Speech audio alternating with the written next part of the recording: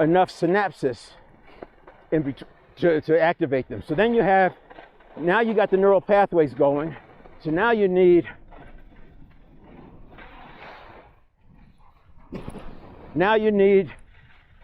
to activate the muscle junction.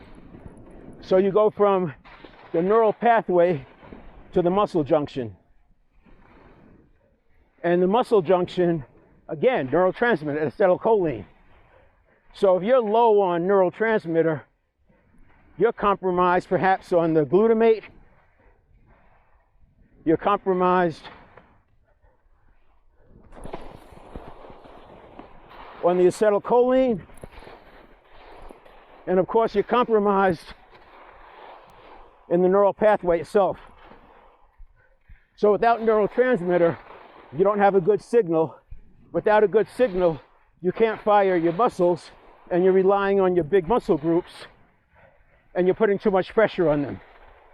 Once you get the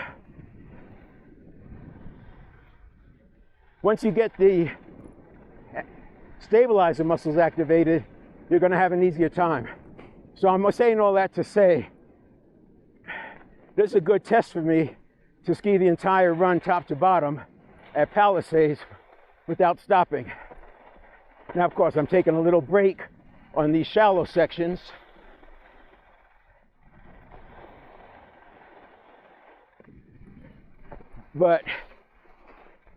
And this is more about muscle than it is the neurotransmitter production. I do drills for the neurotransmitter production. Just different kinds of turns, different kinds of terrain, and what's called deep practice. Deep practice is what tells the central nervous system that this activity is important. Once the central nervous system understands that it's important, the brain starts generating more neurotransmitter than it usually needs. I think I missed my turn back there.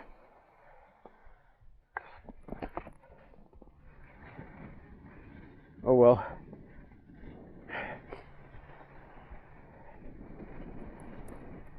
So by activating more neurotransmitter, you're going to have more than you need, and then this other thing kicks in. So there's a term called homeostasis, which most people have heard of, and that's returning to what I like to think of as the status quo. But think of it as the normal situation, just business as usual. So if you are at the beginning of the season, your business as usual is not skiing or activity, bicycling. It could be whatever, running, hiking. Your business as usual is not that activity.